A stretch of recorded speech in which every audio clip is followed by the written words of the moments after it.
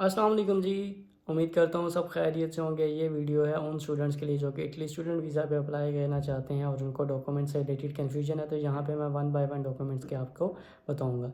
ये मैं तकरीबन 10वीं दफ़ा शूट कर रहा हूँ और पीछे कुछ शोर हो रहा है, साथ घर में कोई काम हो रहा है, तो मैं ये वीडियो नहीं रोकूँगा। अगर कुछ शोर आए तो उसे इग्नोर कर दीजिएगा क्योंकि मैं थक चुका हूँ।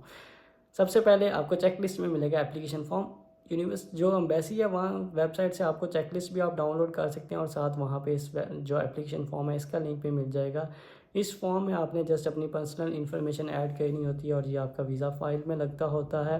सेकंड नंबर पे आपको चाहिए 2 पासपोर्ट साइज़ फ़ोटोज़ जिनका वाइट बैकग्राउंड होना चाहिए और वो 6 महीने से ज़्यादा पुरानी नहीं होनी चाहिए। थर्ड नंबर पे आपको चाहिए पासपोर्ट जो कि 18 मंथ वैलिड होना चाहिए।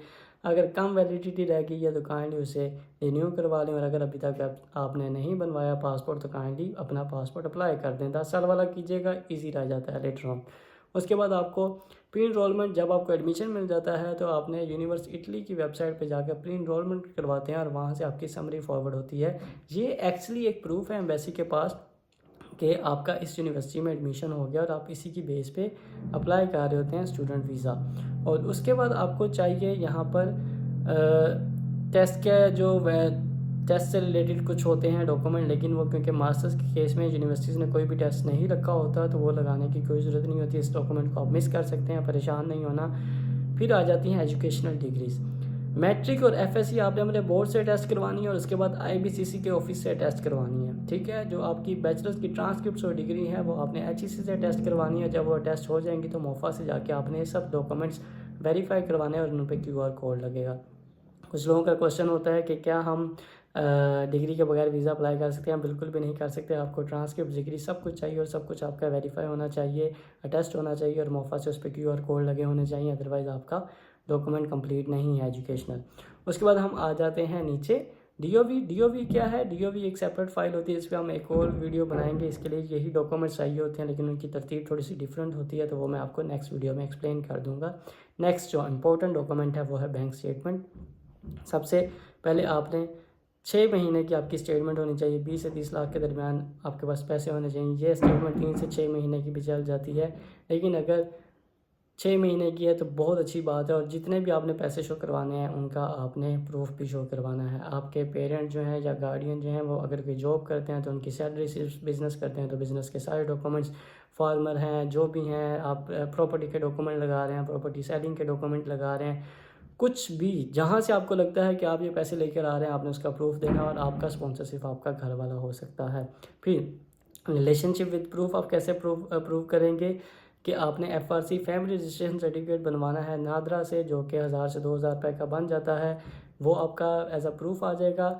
और स्पॉन्सर लेटर का क्या मतलब है कि आपने 100 जो रुपये है उसका स्टाम्प पेपर बनवा लेना है कि ये मेरे स्पॉन्सर हैं, या आपका स्पॉन्सर लेटर आ जाएगा। 6 महीने की बैंक स्टेटमेंट निकलवा लेनी है जब आपकी अपॉइंटमेंट हो उससे पहले। और आपने अकाउंट मेंटेनेंस सर्टिफिकेट बनवा लेना है। वो जिस ब्रांच में आपका अकाउंट है वहाँ से ही आपका सर्टिफिकेट बन जाएगा और आपने वहाँ के मैनेजर के उस पर साइन स्टैम्प करवा लेना और ये आपका चल जाएगा। इसके बाद वैलिड आई सर्टिफिकेट। ये बहुत सारे लोगों का क्वेश्चन होता है कि क्या मुझे वैलिड आइट्स चाहिए अप्लाई करने के लिए? अपने नॉलेज के मुताबिक बताऊंगा, आप लोग इससे डिसएग्री कर सकते हैं और बाकी लोगों से पूछ ले सकते हैं। अगर आपके एडमिशन लेटर के ऊपर ये लिखा हुआ है कि आपकी इंग्लिश प्रोफिशिएंसी चेक हो चुकी है तो आपको आइल्स नहीं चाहिए। अगर नहीं लिखा हुआ तो आपको आइल्स चाहिए। मेरे केस में मैं आइल्स करके यहाँ आया था। बहुत सारे आपको यहाँ स्टूडेंट्स मिलेंगे जो आइल्स के बगैर आए हुए हैं, तो ये आपने अपने उस पर रिस्क लेना है। मैं जो आपको बता सकता था, इन्फॉर्मेशन दे सकता था, मैंने दे दिया है। Family registration certificate again NADRA वाला, वो यही यूज़ हो जाएगा। Adequate proof of boarding and lodging in Italy. booking.com से आपने 1 महीने की बुकिंग करवानी है अपनी अकोमोडेशन की। जब आपकी वीज़ा की अपॉइंटमेंट है उसके बाद 1 महीने की बुकिंग आप करवा लें। आपने इसके लिए कोई पैसे नहीं देने, बाद में ये कैंसिल हो जाती है और सब लोग इसी तरीके से करते हैं, तो इसमें ऐसे इतना कोई इशू नहीं है। फ़्लाइट्स भी आपने बुक नहीं करवानी, डमी बुकिंग करवानी है किसी भी ट्रैवल एजेंट से 500-2000 रुपये देकर ये आपकी बुकिंग हो जाएगी और ये आपको एज अ प्रूफ आप अटैच कर सकते हैं। उसके बाद मेडिकल या ट्रैवल इंश्योरेंस जो है वो 10 से 15,000 रुपये के दरमियान जुबली, यूबीएल, इस तरह की डिफरेंट कंपनीज़ जो हैं ये इंश्योरेंस कर देती हैं, आप ये करवा सकते हैं। ये वो सारे डॉक्यूमेंट्स हैं जो आपको वीज़ा के लिए चाहिए। बहुत स्ट्रेट फॉरवर्ड है, बस हम क्योंकि अप्लाई फर्स्ट टाइम कर रहे होते हैं तो हम ज़्यादा टेंशन में होते हैं। जिसमें से सबसे इंपॉर्टेंट डॉक्यूमेंट है वो एक है, वो आपकी बैंक स्टेटमेंट और उसके प्रूफ। अगर आप अच्छी bank statement with all proofs. कोई भी उसमें 2 नंबरी या इस तरह के फारिग डॉक्यूमेंट्स के बगैर अच्छे डॉक्यूमेंट्स अटैच करेंगे, ठीक है, तो आपके वीज़ा के बहुत ज़्यादा चांसेस होंगे। लेकिन अगर आप उस प्रूफ में ब्लंडर करेंगे तो आपके वहाँ चांसेस कम हो जाएंगे। इसके साथ एक चीज़ मैं भूल गया, जो टैक्स रिटर्न्स की बात है, जो आपका स्पॉन्सर है उसके 2 साल के आपने टैक्स रिटर्न्स शो करवाने हैं। अब लोगों का क्वेश्चन होता है कि हमारे जो पेरेंट हैं या गार्डियन हैं वो तो रजिस्टर ही नहीं थे FBR में, अब कैसे टैक्स रिटर्न सबमिट होंगे? तो वो हो जाते हैं पिछले 2 से 5 साल के, कोई मसला नहीं है, आप उन्हें जाके रजिस्टर करवाएं और किसी भी वकील से आप अपने टैक्स रिटर्न वगैरह सबमिट करवा सकते हैं, बहुत ईजी प्रोसेस है। नेक्स्ट वीडियो में बाकी इस पे बात करेंगे और इन पे मज़ीद वीडियोज़ आती रहेंगी मज़ीद टिप्स के साथ। Good luck.